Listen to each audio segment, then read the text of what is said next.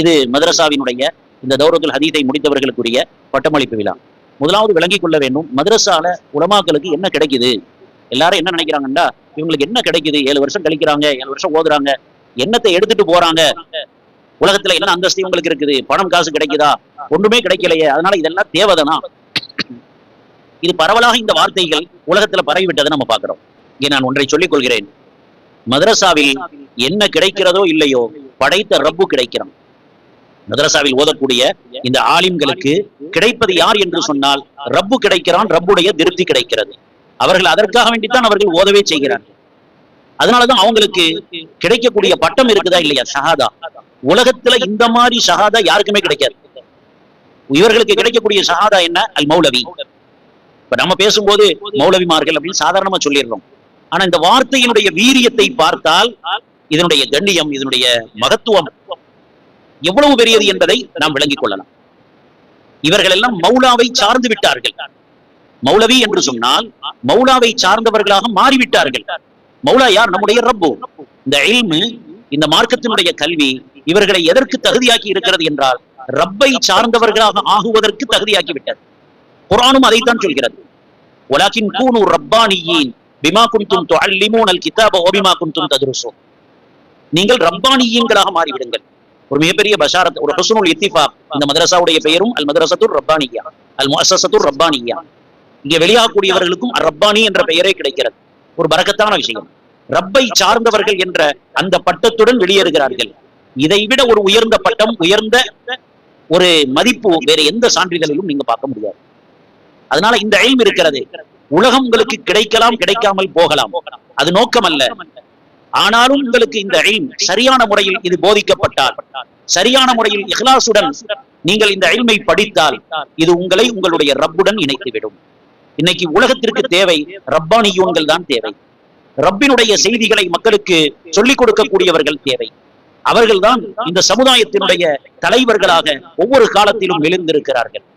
இந்த உம்மத்திற்கு எப்பொழுதெல்லாம் பயங்கரமான பிரச்சனைகளும் பயங்கரமான குழப்பங்களும் ஏற்பட்டதோ அந்த குழப்பங்களை எதிர்த்து நின்றவர்கள் இந்த இல்மை தாங்கிய சுபந்த உலமாக்கள் தான். இமாம் அஹ்மத் இப்னு ஹம்பல் ரஹ்மத்துல்லாஹி அவர்களுடைய காலத்திலிருந்து வரலாறை எடுத்து பாருங்கள். முஜத்தித் அல் ஃபதானி ரஹ்மத்துல்லாஹி என்று சொல்லப்படக்கூடிய ஷேக் அஹ்மத் சர்ஹந்தி ரஹிமஹுல்லாஹ் அவர்கள் யாருடைய காலம்? இந்தியாவை ஆட்சி செய்த முகலாய மன்னர்களில் மிக பெரும் சக்கரவர்த்தியாக கருதப்படக்கூடிய அக்பருடைய ஆட்சி காலம்.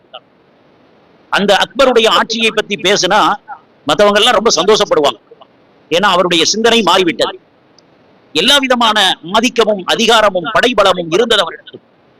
அவர் என்ன சொன்னார்? இஸ்லாம் 1000 வருஷம் ஆயிருச்சு. இந்த 1000 வருஷம் கழிந்ததற்கு பிறகு இனிமேல் இஸ்லாம் நிலைத்திருக்க வேண்டிய அவசியம் இல்லை. ஒரு புதிய மார்க்கத்தை கொண்டு வந்தார். தீனே இலாஹி என்று சொல்லப்படக்கூடிய ஒரு புதிய மார்க்கத்தை கொண்டு வந்தார். அவர் என்ன சொன்னார்? எம்மதமும் சம்மதம், யாரை போன்றும் நாம் வாழ்ந்து கொள்ளலாம். ஆனால் நம்முடைய மார்க்கம் சொன்னது எம் மதமே சம்மதம், நமது மார்க்கம் தான் நம்முடைய உயிர், வேறு எதற்கும் நாம் சமரசம் செய்ய மாட்டோம். இவருடைய இந்த கருத்தை எதிர்த்து நின்றது யார்? ஒரு பெரிய அரசர் வரவில்லை. ஒரு அரசனை எதிர்த்து ஒரு அரசன் நிற்கவில்லை.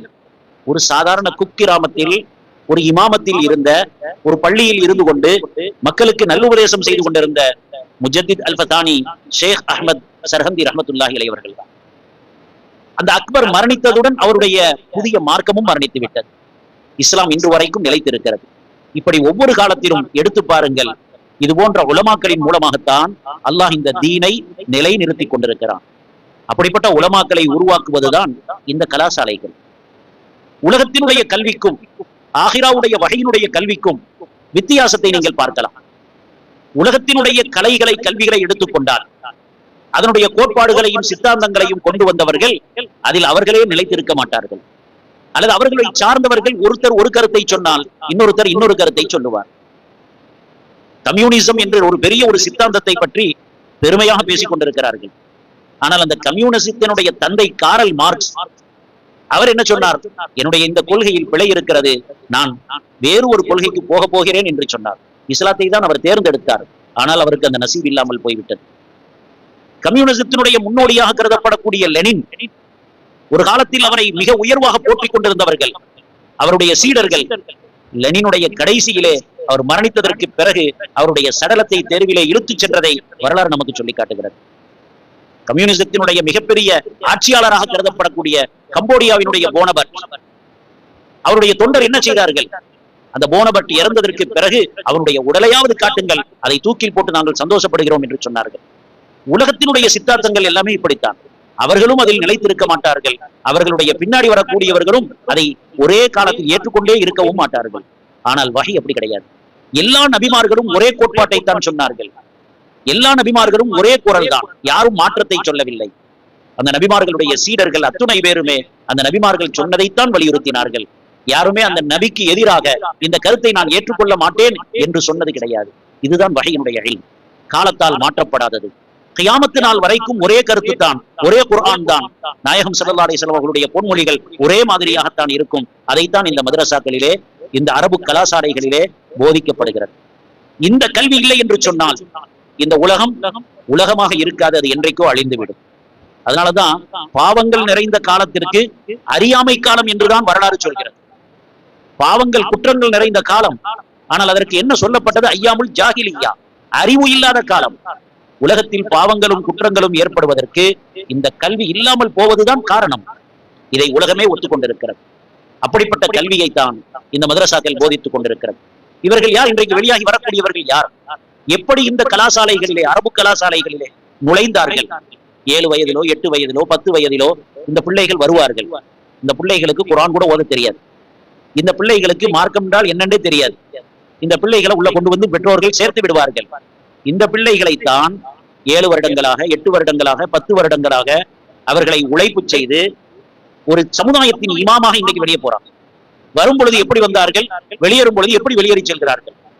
நாயகம் ஸல்லல்லாஹு அலைஹி வஸல்லம் அவர்கள் சொன்னார்கள், அன்னாசு மஆதின் கமஆதினி ذهب والفضة. மனிதர்கள் சுரங்கங்களை போன்றவர்கள், தங்கம் வெள்ளியின் சுரங்கங்களை போன்றவர்கள். சுரங்கங்கள் கண்ணுக்கு தெரியாது உள்ள என்ன இருக்குது, ஆனால் அதில் உழைப்பு செய்தால் அதிலிருந்து கிடைக்கக்கூடிய அந்த பிரயோஜனங்களை சமுதாயம் பெற்றுக் கொள்ளும். சாதாரண ஒரு வித்து தான், சாதாரண ஒரு விதைதான், அதை மண்ணிலே புதைக்கப்படுகிறது. பார்ப்பதற்கு ஒன்றுமே தெரியவில்லை, ஆனால் பல வருடங்கள் கழித்து அதன் மீது உழைப்பு செய்யப்பட்டதற்கு பின்னால் ஒரு மிக பெரும் விருட்சமாக, ஒரு மிக பெரும் மரமாக வளர்ந்து கனி தரும் பழம் தரும் ஒரு மிகப்பெரிய மரமாகி விடுகிறது. அப்படித்தான் இந்த உலமாக்கள் உருவாக்குகிறார்கள். அவர்களை உருவாக்கக்கூடியவைகள் தான் இந்த கலாசாலைகள்.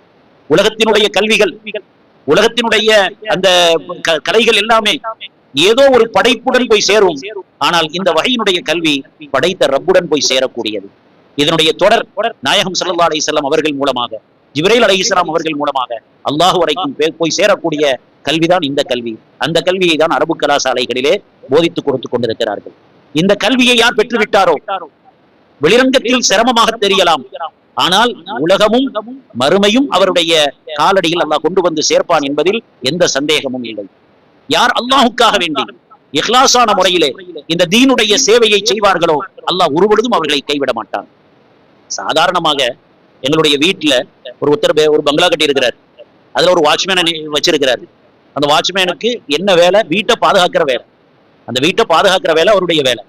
அந்த வாட்ச்மேனுக்கு எந்த அளவுக்கு இவர் மரியாதை கொடுப்பார், அவருக்கு சரியா சம்பளம் கொடுப்பார், அவருடைய உணவுடைய தேவைகளை இவர் பூர்த்தி செய்கிறார். தன் வீட்டை பாதுகாக்கிறவனுக்கு ஒரு சாதாரண மனிதரே இவ்வளவு கண்ணியப்படுத்துகிறார் என்றால் தன் மார்க்கத்தை பாதுகாக்கக்கூடிய இந்த அறிஞர் பெருமக்களை அல்லாஹ் கைவிட்டு விட போகிறான்? நிச்சயம் கைவிட மாட்டான். ஆனால் ஒரு நிபந்தனை, நீங்கள் அந்த மார்க்கத்தை பாதுகாக்கக்கூடியவர்கள் உங்களுடைய நோக்கத்தில் உறுதியாக இருக்க வேண்டும். என்ன, எதற்காக இந்த கல்வி உங்களுக்கு கொடுக்கப்பட்டது? இமாம் கஸாலி ரஹ்மத்துல்லாஹி அலைஹி சொன்னாங்க, ஃபலபுல் இல்ம லிகைரில்லாஹ் ஃபஅபா அன் யகூன இல்லா லில்லாஹ். நாங்கள் இந்த கல்வியை தேடியது ஆரம்பத்தில் என்னென்னமோ நோக்கத்துக்காக வேண்டி தேடினோம். அல்லாஹ் அல்லாத வேறு ஏதாவது ஒன்றுக்காக தேடினோம். நல்ல பட்டம் கிடைக்க வேண்டும், அரசாங்க உத்தியோகம் கிடைக்க வேண்டும், மக்கள் எங்களை புகழ வேண்டும் என்றுதான் நினைத்து நாங்கள் இதை படித்தோம். ஆனால் இந்த இல்மை படித்ததற்கு பிறகு இந்த கல்வி எங்களை எப்படி ஆக்கிவிட்டது என்றால், நீ வேற எந்த நோக்கத்திலையும் படிக்க கூடாது, அல்லாஹுக்காக வேண்டி மாத்திரம்தான் படிக்க வேண்டும் என்று அந்த கல்வி எங்களை தடை போட்டு விட்டது என்று இமாம் கஸாலி ரஹ்மத்துல்லாஹி அவர்கள் சொல்கிறார். நம்முடைய நோக்கம் இஹ்லாஸாக இருக்க வேண்டும். நான் என்னுடைய உலகத்தை சம்பாதிப்பதற்காக வேண்டி இந்த கல்வியை நான் பெறவில்லை. என்னுடைய பட்டங்களும் பதவிகளும் கிடைக்க வேண்டும் என்பதற்காக வேண்டி நான் இதை படிக்கவில்லை. நான் என் ரப்பை திருப்திப்படுத்துவதற்காக, என் மார்க்கத்தினுடைய ரப்பினுடைய மார்க்கத்திற்கு சேவை செய்வதற்காக, என் கல்வியை கொண்டு நானும் அமல் செய்ய வேண்டும், இந்த சமுதாயத்தையும் அமல் செய்ய வைக்க வேண்டும் என்பதற்காக வேண்டித்தான் நான் இந்த கல்வியை படித்தேன் என்ற உறுதியை நாம் ஏற்படுத்திக் கொள்ள வேண்டும். இதுதான் இல்ம். இல்ம் என்றால் என்ன? உங்களுக்கு தான் ஆலிம் என்று சொல்கிறார்கள். உலகத்தில் எந்த டாக்டருக்கும் ஆலிம் என்ற பெயர் கிடையாது. காரணம், குர்ஆனுடைய வழக்கிலே ஆலிம் என்றால் நீங்கள் தான். குர்ஆன் என்ன சொல்கிறது? அம்மன் ஹுவ கானித்துன் ஆனா அல்லைலி சாஜிதன் வ காயிமன் யஹ்தருல் ஆகிரா வ யர்ஜூ ரஹ்மத ரப்பி. இரவு பகலாக இறைவனை வணங்கிக் கொண்டிருப்பவன், அல்லாஹ்வின் அருளின் மீது ஆதரவு வைப்பவன், மறுமையை பயந்து கொண்டிருப்பவன், இவனும் இவ்வாறு செய்யாதவனும் சமமா என்று கேட்க வேண்டும். ஆனால் அல்லாஹ் அதை கேட்கவில்லை. குல் ஹல் யஸ்தவில் லதீன யஅலமூன் வல்லதீன லா யஅலமூன். அறிவுள்ளவர்களும் அறிவில்லாதவர்களும் சமமாவார்களா? இல்ம் என்றால் என்ன என்பதை குர்ஆன் சொல்லி காட்டுகிறது. எந்த இல்ம் அல்லாஹ்வின் பயத்தை தருமோ, அல்லாஹ்வினுடைய ரஹ்மத்தின் மீது ஆதரவு வைக்க சொல்லுகிறதோ, எந்த இல்ம் இரவு பகலாக இறை வணக்கத்தில் உங்களை ஈடுபடுத்தப்படுகிறதோ அதுதான் இல்ம். அந்த இல்ம் உடையவர்களும் அது இல்லாதவர்களும் சமமாக மாட்டார்கள் என்று குர்ஆன் நமக்கு சொல்லி காட்டுகிறது. அதனாலதான் உங்களை பார்த்து சமுதாயம் ஆலிம் என்று சொல்கிறது. எனவே நீங்கள் உங்களுடைய அந்தஸ்தை விளங்க வேண்டும். இங்கே பெண்மணிகளும் ஓரளவு படித்திருக்கிறார்கள். அவர்களுக்கு முடிந்த அளவுக்கு ஒரு ஏற்பாடு செய்யப்பட்டு படித்திருக்கிறீர்கள். நீங்கள் உங்களுடைய இல்மின் மூலமாக எதை சாதிக்க வேண்டும், உங்களுடைய குடும்ப வாழ்க்கை எப்படி இருக்க வேண்டும். இன்றைக்கு இருக்கக்கூடிய மிகப்பெரிய ஒரு மிகப்பெரிய ஒரு போராட்டம் என்று சொன்னால் வாழ்க்கை தான் போராட்டம். வேற எதையும் நாம் போராட தேவையில்லை. வாழ்க்கையே நமக்கு போராட்டமாக இருக்கிறது. ஏனென்றால் பாவங்கள் அந்த அளவுக்கு பரவி கிடக்கிறது, கொட்டி கிடக்கிறது. கண்களும் காதுகளும் நாம் நினைக்காத புறத்திலிருந்து பாவம் செய்து கொண்டிருக்கின்றன. அதனால்தான் உள்ளங்கள் எல்லாம் மறித்து விட்டது.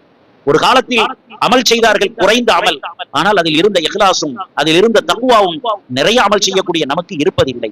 காரணம், பாவங்கள் நிறைந்துவிட்ட இந்த காலத்திலே நாம் வாழ்ந்து கொண்டிருக்கிறோம். அதனால் நீங்கள் படித்த இந்த இல்ம் வெறும் பட்டத்திற்காக வேண்டி அல்ல, உங்கள் வாழ்க்கையில் அமலுக்காக வேண்டி இருக்க வேண்டும் என்பதை நீங்கள் உறுதி எடுத்துக் கொள்ள வேண்டும். உங்களுடைய வாழ்க்கையில் இஹ்லாஸ், தக்வா, அல்லாஹ்வினுடைய இபாதத்திலே பேணுதல், பிற மக்களுக்கு இந்த தீனை எடுத்துச் சொல்லுதல் என்ற அந்த உயரிய நோக்கத்தை நீங்கள் ஏற்படுத்திக் கொள்ள வேண்டும்.